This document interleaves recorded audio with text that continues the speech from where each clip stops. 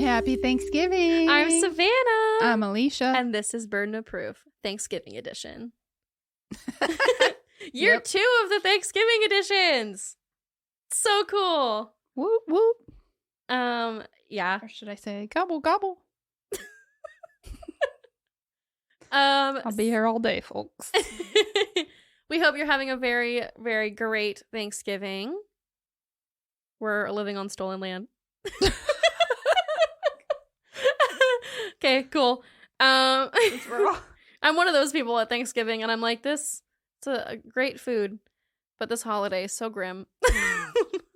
Yeah. But I like parades. I really like parades. I love the parade. I My do. family hates it. They hate when I make them watch it. Oh, that's it. I'm coming over. We're watching the parade. But I make them watch it. Yeah. I don't care. I've been to the Macy's Thanksgiving Day Parade in New York. Shut up. It was amazing. I would have too much anxiety being in that big of a crowd, though. Yeah. I'm fine watching it It at was home. so fun. It was freezing. Oh, yeah. So New York, cold. New York in the winterish month. Yeah. Very grateful. My mom and my dad both made sure that I've done lots of really cool stuff like that. I was young, but it was cool. Good job, Mom and Dad. Yep. My grandma was there too. Good job, Grandma. She's dead. Shout out to her. Her birthday just passed. Happy birthday, Grandma. I miss you. This is the unnecessary banter people complain about. Yeah, now. literally. Okay, so I'm just gonna be so real. This case, if you have already eaten your Thanksgiving meal, you may want to wait until that digests because this one is grisly. Ugh, okay. I texted Alicia when I was researching for this case. I was like, this just made me actually viscerally nauseous. So I will tell you that we could spend 3 hours talking about this case easily, and we could be a lot grosser, but this isn't the place for that. You know, Gage and Ray should maybe cover this one if they have a chance, if they haven't already, because they will talk about the gross stuff. The gore. I'm going to touch on it because I do think it's important. Hold on. And if you're new here, when we mention Gage and Ray, those are our good friends over at Gore Report. Yes, that's who we're talking about. Go listen to them. I am going to talk about some of the gross stuff because I think it's important to understand the heinousness of the crime. Yes. But not a lot of it because it's nasty. And your girl's got... Oh, and I've got OCD, so I can't obsess over it too Savannah's long. OCD. Yeah. Yeah, I'll die if I do that, so... But we're gonna get into the Guy family Thanksgiving today. Family Guy? No, wait. I got that backwards. Every time you start researching this case, I looked on YouTube for videos of the court, and I typed in Guy family, and it just was a bunch of Family Guy stuff. I was like, that's not what I said. That's not what I mean. But you know, so come on, Goo Goo. Come on, Goo Goo. That's a Vine reference, right? That was a Vine. I don't know if it was a Vine. Hey, Goo Goo. It's just an old woman going Goo Goo. An old, I believe, Italian grandmother. I think her accent sounded Italian to me. Hey, Goo Goo. Goo Goo. It was the cutest thing ever. I love that. Yeah, we use a Google Drive a lot for the podcast, and Alicia will always text me, the real audio's in the Goo Goo. So, anyway, yeah, I'm avoiding starting to talk about this. I'm sorry. It's really gross. Okay, here we go. Lisa and Joel Guy Sr. had a beautiful blended family, which included 3 daughters from Joel Guy Sr.'s previous marriage, and they had one son together who is Joel Michael Guy Jr., who they call Joel Michael. They lived in a beautiful 2-story home in Tennessee, and they were ready for the next phase of their life. They were both getting ready to retire. Joel Sr. had already declared himself retired from his engineering job, and Lisa was planning her work retirement party for November 28th. She worked in HR for another engineering company. Joel Sr. was an engineer previously before he had retired. Some people say he got fired. Some sources say he retired. Either way, the man wasn't working. Okay. He wasn't planning on working. The couple had sold their home and were planning to move into Joel Sr.'s late mother's homestead property about 90 miles away from their current home. So it was a little bit of a drive. It was a trek. But their 3 daughters all lived in Tennessee, and their son, Joel Michael, lived in an apartment in Baton Rouge, Louisiana. Okay. So they were planning Thanksgiving to be a big goodbye celebration because they were going to move like that weekend away. Well, not that weekend, but the following weekend to their new home. They had sold their property, or they were about to sell it. They were in the process of it. They had already bought the other home. Everything was great. This was going to be like the last time they were going to all see each other before Christmas. And Christmas was going to be like a reunion at the new place. Okay. Normally, at these events, whenever the whole family would get together, the youngest child, Joel Michael, was kind of a recluse. He spent most of his time in his bedroom because he kept a bedroom at his parents' house because he lived so far away. When he would come, he would stay there for a few days at a time, etc., etc. Yeah, that makes sense.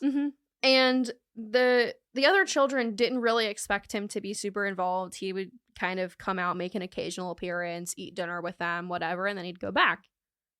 But this year at Thanksgiving, it was a little different. Joel Michael was very social and talkative. And Lisa Guy was the kind of mom who keeps everything from her kid's childhood organized upstairs and whatever. So she had everything boxed and organized. And Michelle, one of his sisters or half-sisters, would go on later to say that Joel Michael had gotten all of his toys and his games down and had started giving them to her sons. Yeah. And she thought that was kind of weird. Unfortunately, Michelle's dryer had broken at her house. So when she was like, oh, I have to go over to my mom's, I'll just do my laundry there. That way my kids have clean clothes. You know how it goes. And so she brought everything there. Because of this, she had parked her car closer to the home because she was lugging laundry back and forth. Okay. And when she was taking one of these trips back to her car, she noticed big plastic totes in the back of Joel Michael's car. Like the plastic storage totes. And like, I guess that's probably one of those things you didn't notice at the time, but in hindsight, you're like, I saw those in his car, like kind of thing. I'm scared. You should be. Oh, God. Yeah. So she went back inside to check on her kids because honestly, she didn't really like that they were interacting so much with Joel Jr. and they were like talking to him and everything. And she also thought it was odd that every time she would walk around the house or go upstairs, Joel Michael was right behind her. She just thought it was odd, but she didn't notice anything else out of the ordinary. Like the security cameras were all in the house. Like there was like not a ton of red flags right away. Yeah. And I mean, what are you going to do? Yeah, nothing. When it's family and they're like, somebody's being kind of weird. He's always kind of weird. He's a weird guy. He's just being weird from his normal weird. Yeah. But like, you don't, obviously he lived out of state. Like you don't spend that much time with him. Like who knows? Yeah, and like, again, most of these concerns were theoretically really innocent things. Right. Sucks that we're a true crime podcast.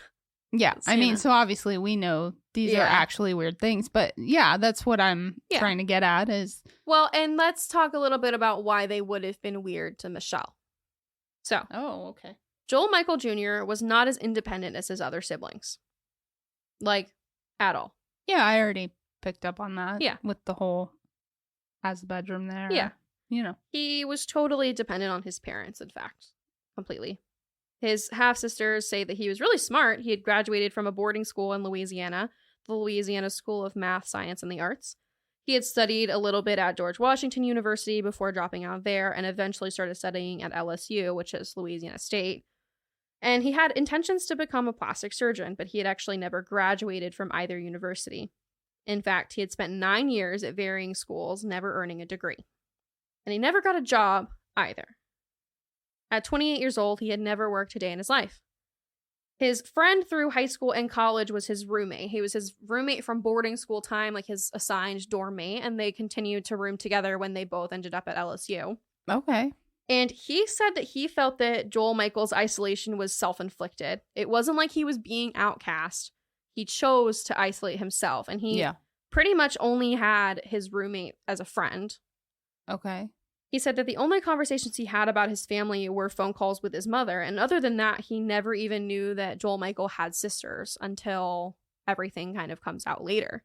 Wow. So you'd known this guy for a really long time, like 10 years. And living with him. Yeah, and never knew that he had half-sisters. Wow. He did know that his mom was paying his rent, but that's pretty much all he knew. He spent pretty much all his time lounging and living in his Baton Rouge apartment, courtesy of his parents. Lisa's coworkers would say that she worked tirelessly, but would end up handing over most of her check to her son. Now, the elder sisters of the Guy family had talked with their parents, and basically, due to their retirement, Joel Sr. and Lisa could not continue to pay his way through life. Well, yeah, of course. I mean, and, they'd worked hard. They were ready to retire, and it was just time. And so, the older sisters knew that they had planned to cut him off, and they were planning to do it around, Christmas. They were going to continue to pay for stuff and start, slowly kind of cutting him off. And then around Christmas time, they were going to say, that's it. You've got to do it your own. Merry Christmas. I don't think it was going to be on Christmas, but yes, I'm just kidding. After Christmas time. I don't think that's unreasonable. You said he was 28. He's 28, yeah. Come on. Yeah. Never had a job. Have you never thought about the fact that your parents are going to age and they're not going to be able to take care of you forever? Well, Joel Michael was very well versed in his parents' finances, as most financial abusers are. Of course. Whether or not they had told him, he knew this was coming. And we find out later that they hadn't told him yet. So rather doing what the normal person would do, which would be to get a job, which, again, a normal person would have had a job a long time ago, or at least a semblance of a plan. No plan. Yeah. He decided to start plotting. He wrote notes of all his parents' asset information, lists of supplies, and plans for cleanup. Yep. Ew. Their Thanksgiving feast went off without a hitch on November 24th, 2016. On the 25th, Joel Sr. spoke to several of his kids on the phone, telling them all about their travel plans to their new home, talking about his boat, etc., etc. His daughter texted him several times on the 26th, which was a Saturday, with no response, and the same thing on the 27th, on the Sunday, which she thought was weird because that was her birthday. And for her to not hear from her dad on her birthday, which was very odd. Yeah. So I'm going to fill in the gaps for you. Lisa had gone grocery shopping, and while she was out, Joel Jr. began. Now, we're never going to really know what happened in the home on November 26, 2016, but we do know the injuries sustained. Joel Michael Sr. suffered 42 sharp force injuries, so brutal that 12 marks were left on his ribs, and they ranged from scratches to severing his ribs. Severing his ribs? Yes. Yes. Severe. Yes. The crap. Multiple ribs. It wasn't just one accidental, multiple. Ugh. Yeah. He had severe damage to his lungs, kidneys, and liver. He had an injury to his shoulder that was so severe that there was still muscle, weapon fat. Oh my gosh, I can't say it. It's so gross. There were still fragments of the weapon in his shoulder muscle. Ugh. Yeah. Lisa came back from the store, put her things down, and was promptly stabbed 31 times, causing 21 severe, life-threatening injuries. Stab wounds to all over her body, including her buttocks, and severed 9 of her ribs. You know how angry you have to be? Yeah. To continue that so many times. Mm-hmm. That's... Wow. Yeah. And it just gets worse. Just wait a sec. Police were called on November 28th when Lisa did not show up to work. Not only was it her first day back from Thanksgiving, it was also the day of her retirement party that she'd been very active in helping them plan. Yeah. So, why would she not show up? And, that, especially, police were yeah, we're going to go check it out. So they sent officers to conduct a welfare check at the home.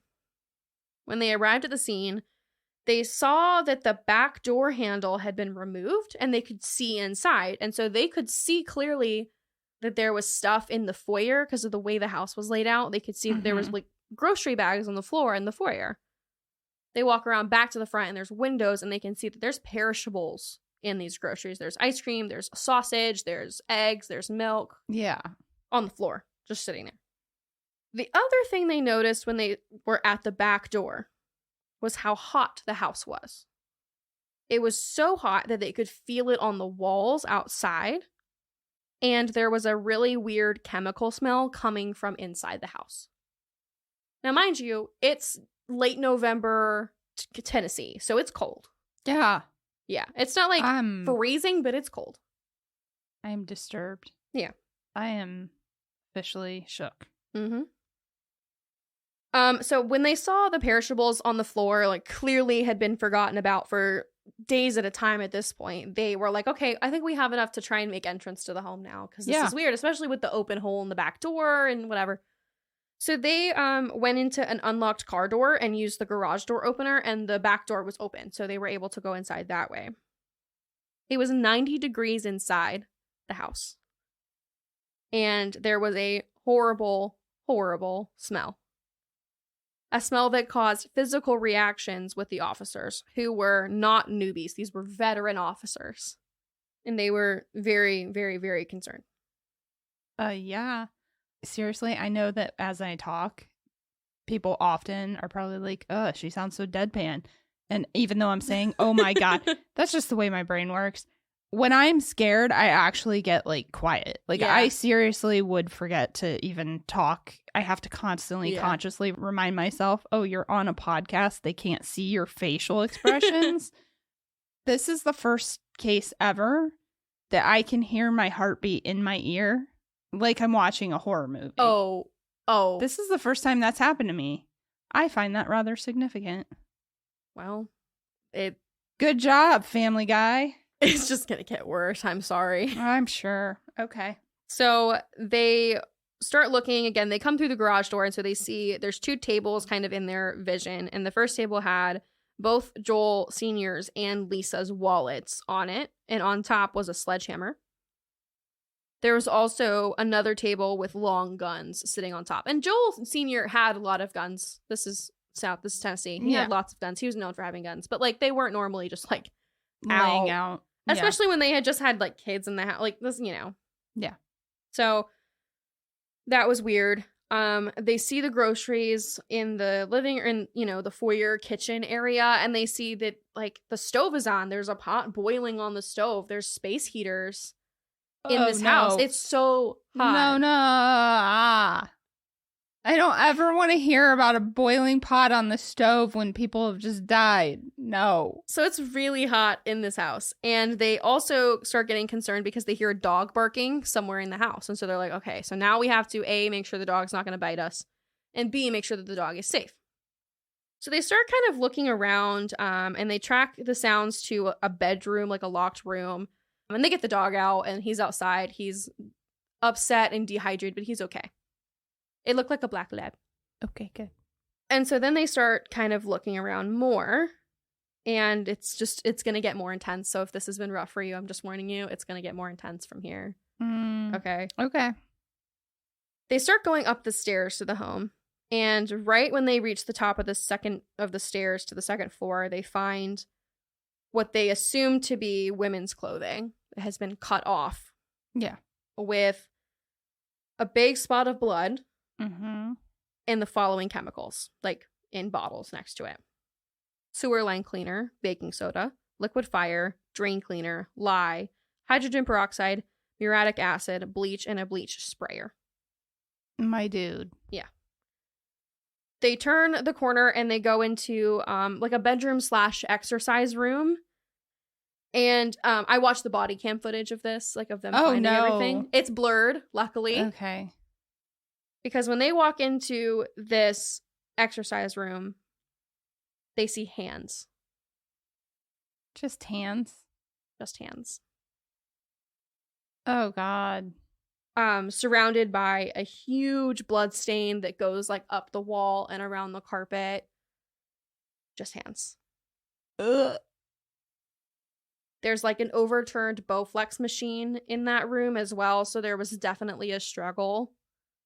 Yeah, so when they saw that, and one of the officers was like, are those hands? And they were like, yeah, they're hands. And the one who says, are those hands? He says, back out, everybody out. We have not cleared this house. We don't know if there's somebody else here. Clear it. And cutting off hands. And so they back out the house the same way they came. And then they immediately all like posted up around the corners of the home in case anybody tried to flee.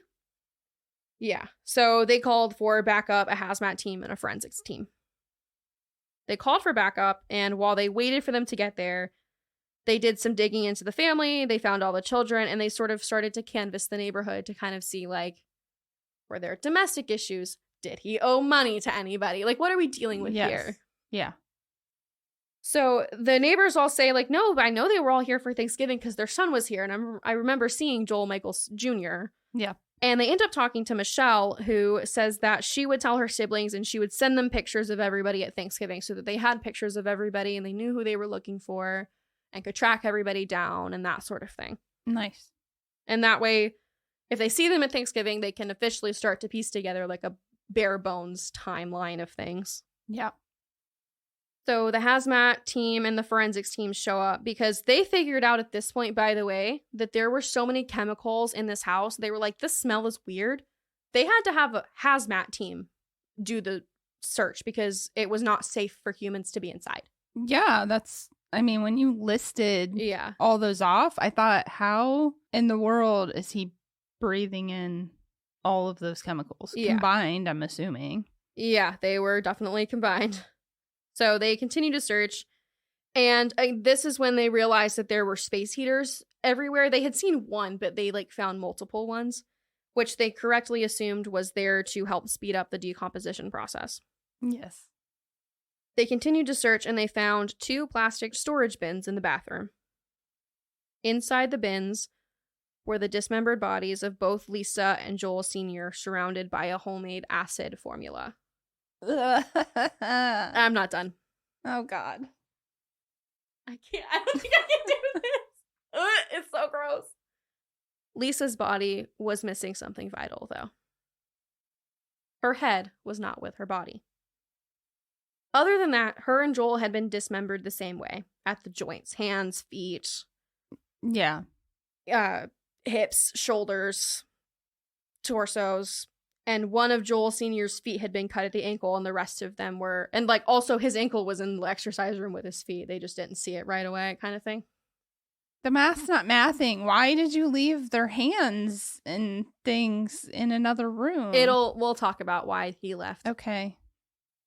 Lisa's head was in the stock pot on the stove. I knew it! Oh, God! It again, boiling in the homemade acid solution... Why? I just needed to get it out so we don't have to. I know, but did it just not fit in the No, he was trying to get it to decompose. No, I know, but okay. Somewhere nearby that there was a suitcase that had a. Oh, by the way, that's kind of we're kind of done with the gory. We're gonna move on because I can't. Yeah, that's fine. Well, we get the idea. I say that. We're really not, but I'm just going to get a little bit easier to move on. They found a suitcase that had a note in it, along with the name of an Ace Hardware store and a notation about getting sewer line cleaner. When they started looking at the workout equipment that had been overturned, remember me saying there was a Bowflex that had fallen over.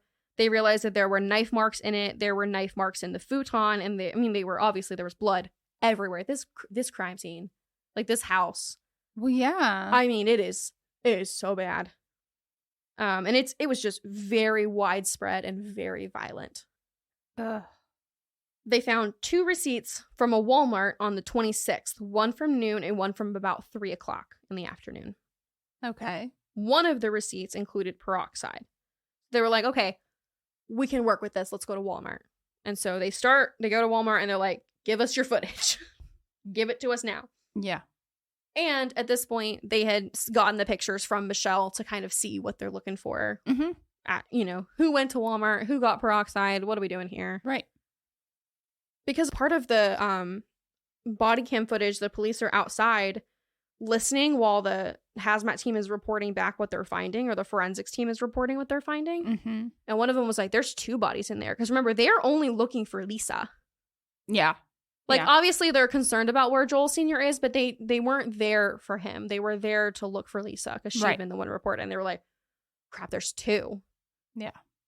And I think if they had, if they had really looked at the hands, they were Joel Sr.'s hands. They were man hands. Man hands. So they may not have looked that close. They might have just been like, oh, hands, get me out of here. Yeah. Yeah. I know. I would have been. Yeah. And I will say, they did get out pretty quick, which was smart because they were like, we have to make sure that this is a safe place for us to look. Mm-hmm. So the Walmart footage showed Lisa as she bought the groceries at the noon time slot, right? Right. And the same groceries that they found at the floor. and the floor at the home. Yes. They combed through the footage until they found the youngest guy, their son, Joel Michael. He looked to be in pretty rough shape, and he was purchasing peroxide, Band-Aids, and other things for wound care. Mm-hmm. They were initially surprised because everyone was under the impression, including his sisters, that he would have already been back home in Baton Rouge. So detectives started making a trip to Louisiana. Simultaneously, they continued to process the home for evidence, and the forensics team made lots of discoveries, but the most damning evidence that they found was all contained in a backpack. Inside this backpack was a manifesto and a notebook filled with Joel Michael's plans to murder his parents, along with lists of supplies and their assets. What? Yeah. This notebook also had like some of the most graphic crap I've ever read in my life. It was so bad. So here's some of the things on the list of things he needed. Did you have comments? Okay. So many questions. This kid went to a boarding school, which generally speaking, I don't know. I've just always been under the impression that boarding schools are really good educations. Well, when he went to LSU, like he's college educated. He's never graduated. And he wanted to be a doctor. He would later say that he was a non-matriculated grad student, even though he had never gotten an undergrad degree. He was just like, well, I was taking grad level classes, so I was a grad student. Okay, well, that just furthers my point. My point is, how can somebody be so educated and be so stupid at the same time? Yeah, he did not, like, he thought he was so smart and thought he had fleshed this whole plan out. But at the same time, like, there's so many obvious holes in this process here, dude. Like, I have notes. We'll talk about it. You know what, though? I'm just gonna chalk it up to, you're 28 years old. You, like, have never had a job. So, like, you've never had to think about things like, oh, what's gonna happen when mom doesn't show up to her regularly scheduled things? People are gonna come looking for her. Yeah. Let's have a lesson on cause and effect. Exactly. Seriously. Some of the things he listed on his, like, supply list was get killing knives, including set for carving and set for piercing. Get sledgehammer, in parentheses, crush bones. Get plastic bins. Does not matter where they are killed, just get rid of bloody spots to prevent evidence of time of death. Got rid of bodies inside house, there and my DNA already there.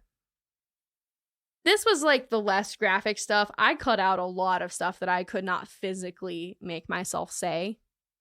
He also had a page dedicated to different disposal plans, including pulling in Adam Strong, flushing things down the toilet, using water from the shower to kind of help make sure it got into the public waterway and couldn't be tracked back here, using sodium hydroxide to destroy soft tissue and to soften bones. Horrible. I can't make myself say anymore or I'm going to start convulsing. It's a serious thing. But, like, he mentions about cleaning up blood, and then you had said that there was blood everywhere. Did he not think about the fact that you don't stab somebody dozens of times and not have blood go literally everywhere? Well, and this is where I think he kind of devolved a little bit, because he really did plan on just, like, cleaning everything up and just saying they went missing and, like, whatever. But he didn't really think about the fact that he's going to get hurt. Like, they didn't just go down without a fight. They were fighting, and he got pretty seriously hurt. He was worried about losing his thumb. Yeah. So we're going to talk about where he goes, but just in just a minute. Okay. Basically, they were like, okay, well, we can easily pinpoint this to him because there's also a textbook and a syllabus for a class that he is enrolled in this backpack. Right. And, like, he's at the Walmart. Like, it's obviously him at this point. Yeah. Especially when they find out that he was doing it for money, because in that book was a list of his assets, and that list includes, here's a list for you to see how he wrote. It wrote her life insurance, $500,000, maybe possibly more with double indemnity. With him missing / dead, I get the whole thing. All her other assets are joint. Go to him if missing, unknown if he is dead. his assets, including all joint property if missing. I can't read the rest of that. Knoxville house, homeowner's insurance possibly, but probably worthless after fire, because I don't know what he was planning on doing with it, but after fire, he wrote, $100,000. I say that, but I kind of vaguely remember somebody mentioning something about a house fire previously, so maybe he's talking about a home that they had that had been in a house fire. I don't remember that off the top of my head now. Surgeonsville house, Surjoinsville, I can't say that, I'm sorry, I should have looked it up, but he wrote, appraised at $400,000 plus, worthless if Renee on property. I don't know what that means, but that's the house that they were about to move into. He wrote his car, his SUV, his boat, his truck. Like, he's listing out what he gets, especially with him missing / dead. I get the whole thing. So they were like, okay, so that's his motive. And then they find a note that says that he had basically figured out that he would get more money if one of his siblings was dead. And so they're like, we have to find this guy. Yeah. Because clearly he could be after one of his sisters and that's not going to fly. So we have to find him. So that's when they really started to like bust butt to track him back to his apartment in Baton Rouge. Okay. He went there because LSU students get free healthcare at the student center. So he drove like 9 hours to Louisiana just to get his hand fixed, to get his injuries fixed, even though he had bodies decomposing. Oh my God. And a plan to like fulfill. Yeah. Okay. Yeah, so dumb. Well, I guess dumb, but maybe he was thinking, well, if I go and get medical attention in Louisiana, like, they're not going to think that he had to establish that he was in Louisiana. And if he went and got medical care, then there's definitive record. But he doesn't think about the fact that he's going to be 9 hours away from his crime scene. No, I get it. And like, he had tried to set up like automated text from his mom. It didn't really work the way he thought it was going to. And we'll talk. Well, yeah, there's more. So, okay. He's pretty quickly apprehended as he tries to flee his apartment complex. He tries to get to his car and whatever. They catch him. They charge him pretty immediately with 2 counts of first-degree murder, felony murder, and abuse of a corpse. They get a search warrant for his apartment, and they find a few interesting tidbits. So, quick trigger warning for animal abuse. Skip about 15 seconds and we'll be done. We'll be through it. They found a similar chemical smell as in the Guy home, but they found like a 5-gallon bucket with a dog bone in it and like a chemical mixture. I did not look into where he got the dog bone from. I don't even think it was in the court documents. I don't know if he abused an animal to get it or if he just somehow got his hands on one, maybe through like the science program at his school. That's what I've got. Okay. Hopefully, if you skipped ahead, you're back now. It was way less than 15 seconds, but time. Okay. Well, wait. Okay. So, this was obviously done to kind of test out decomposition methods. Yes. They also found his laptop, which was a Microsoft Surface Pro, which was running some sort of encrypted software. And once they figured it out, they realized that Joel was running his parents' banking information into the LSU system. He had also prepaid his rent with his mom. He would say that this was the last thing his mom did was to prepay his rent, but it was paid through August. It was almost a $9,000 check. Okay. What was interesting to me about this was that he told this to his longtime roommate and his friend, right?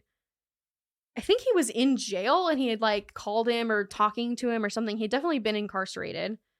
And he told his roommate, like, I don't know why I did this. I know it's horrible, but the rent is paid. Don't worry. So I would really like to know his relationship with his friends versus how he felt about his family, because he just did a lot of murder to get money, but he had no problem making sure that his finances were paid for his friend so that his friend wasn't going to be screwed financially. But he had no problem taking money from his parents, who funded his entire life. That's not super weird to me because of what you talked about in the beginning, that he tended to isolate himself except for that roommate. Mm-hmm. And he lived with the guy for so long. Obviously, he was all good with this roommate. Yeah, it's definitely just interesting. I will say there are psychologists who have tried to study him on YouTube. I don't watch those videos because you haven't spent any time with this person. Talk about armchair psychology. I'm not saying that they're not right. I'm just saying that I don't feel comfortable reporting that as fact when I don't know. Like, does that make sense? Yeah. Like, I don't watch other people who haven't spent significant time with him. Are they psychologists that are doing those videos? They tend to be. I mean, you could still kind of, they can make general assessments based on the facts that they know. But yeah, it's never going to be. I just didn't feel comfortable being like, and this is why, like, because we just don't know that much about it. Like, yeah. Oh, no, I'm just saying, I mean, obviously, I still stand by it. I don't think anybody, legal sanity and sanity are two different things. Yeah. And I don't think that anybody that can do something this horrific is in their right mind, period. Yeah. But especially when you isolate yourself, but like you seem okay with this one person. Now, who knows? He had a lifetime of growing up with those parents and siblings, and and this is what happened and what struck what, and is it some big personality disorder that triggered the way he interacted with them, and vice versa? Because I can speak from firsthand experience. It is difficult to have children, multiple children, where one has a mental health disorder and the others don't have the same disorder. I mean, it would be hard if all of them did. Yeah. But it creates like the dynamic that you talked about with the siblings and him. Yeah, like isolating them a little. Yeah, it creates a lot of tension between the siblings, as well as then there's issues with the parents, and it sounds like they were very enabling for him. So yeah, and I think part of it too is that it's a really recent crime, and the siblings all have children. Well, not all of them, but most of them have children, and they're not outspoken yet. A lot of times when people are, when you hear about these crimes from the 70s, from the 80s, where we have a bunch more information, it's because people have had time to process and come to terms with and write their books or give us their stories or whatever. We don't have that yet. If we do, I didn't see it and I'm sorry. But normally that kind of stuff pops up. So, it's just interesting to me. I will say one psychologist that I saw wasn't really talking about him specifically, but it was talking about, we tend to think of dismemberment crimes as like superiorly. Why do I keep saying words that aren't words today? Like more heinous than other crimes. Yes. And she said, and that is true. They are more difficult, but it's also like the killer has a problem and they think of dismemberment as the solution, not of something typically more like, they're not trying to be more horrific 9 times out of 10. They're just looking for a solution. And my thing with this one is, I'm not saying that that's what happened, because you look at how bad the injuries were. Mm-hmm. This wasn't something that he hesitated on. No. Well, I mean, I think I kind of mentioned when you were talking about how many times, how many stabbings or stab wounds or whatever, your adrenaline and the effort and the mindset that you have to be in to keep going with that is... Well, and I personally think that like part of the reason he probably decided to drive all the way to LSU for medical attention was because he was tired. That's hard, and he was not super in shape, so I can't imagine that this was really easy for him. Like, no, difficult. So, they take him to court. He didn't plan on his mom's coworkers calling. He didn't plan on getting injured. He didn't plan much. He just thought he did, kind of thing. He pled not guilty. But they had a mostly very quick, really normal 4-day trial in 2020. There was something really interesting about it, though. And, he didn't admit to doing it, but there was so much DNA and circumstantial evidence and motive. It was really fast.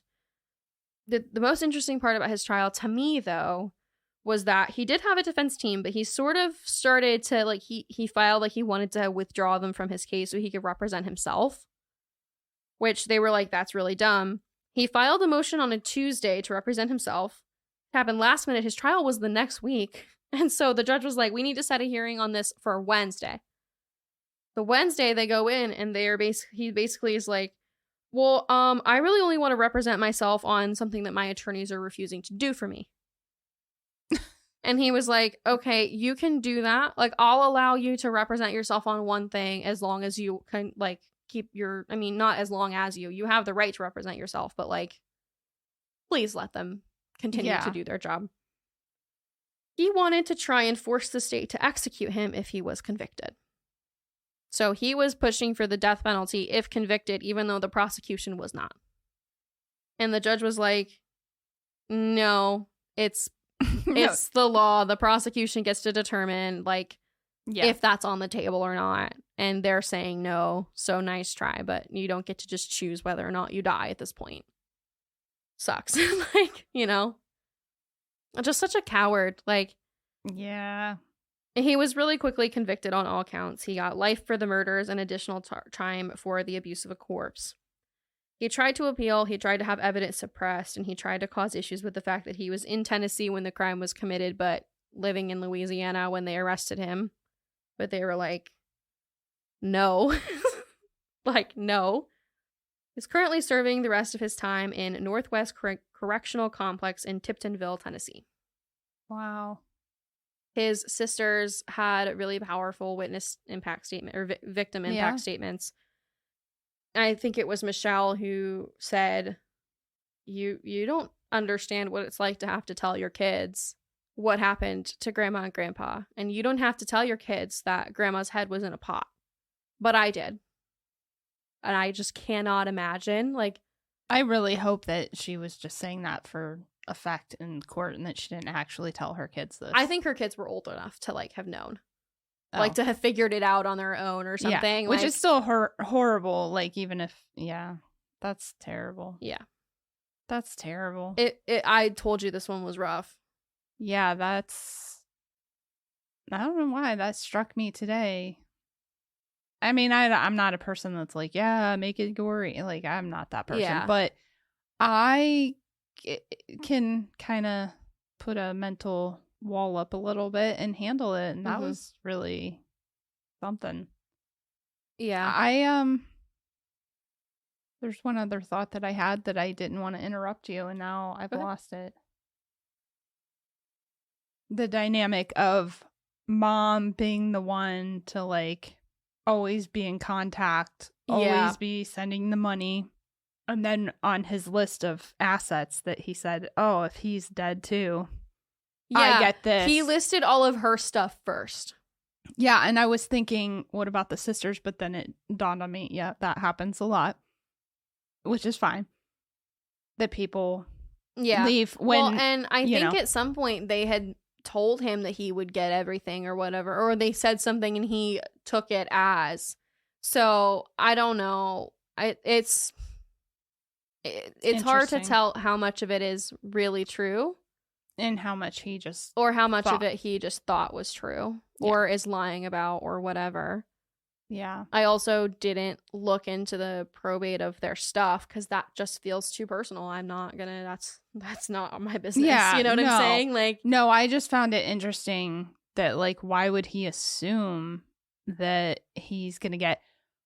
Yeah, why would he assume that everything goes to him? But I hate to say it, but having done estate planning, sometimes that happens. Sometimes, you know, because you work in probate and you overhear, estate planning people in the office talking about distributions and whatnot. And even though it's really not a super difficult concept to get, it can get somewhat confusing, especially if you're someone that just had the typical nuclear family and like you're not used to dealing with like half siblings and step siblings and all of that sort of stuff. And I think that's part of why it was kind of easy for me to catch on and understand distributions and stuff within estate planning because of the way my crazy family is. Yeah, I come from a really nuclear style family. And so sometimes I hear distributions and I'm like, what? Yeah. And not for me. Yeah, so again. I did not. Anyway, all that's to say that, like, it's possible that it was set up to where if dad died, Joel Sr. died before mom, then everything goes to mom. Because a lot of couples do that. Mm-hmm. Whoever dies first, everything goes to the alive spouse. And unfortunately, where families get really kind of screwed up on that is then when you have half siblings, step siblings, etc., the living spouse, then either it's set up like that initially, or they just know that the living spouse then is going to change their will or their trust so that the stuff goes to their kids. Their kid. It happens all the time. All the time. Yes. And so he may have just been thinking, well, if he's out of the picture first, and now where he went wrong is thinking, well, if they died at the same time, like you killed them at the same time, they go missing at the same time, that opens doors for all kinds of interpretation. So it totally depends on how the document's written. It totally depends on whatever. And ultimately, as so many family killers don't think about, is that in most, if not all states, you get nothing if you kill them. Yeah, you don't get anything, buddy. Sorry. Yeah. And also for his plan to work where like, oh, well, he died, she died, and when he died, she got all his stuff. And so then when she dies, I get all of her stuff. First of all, you destroyed time of death. We only know that he died first because of like forensic evidence. Yeah.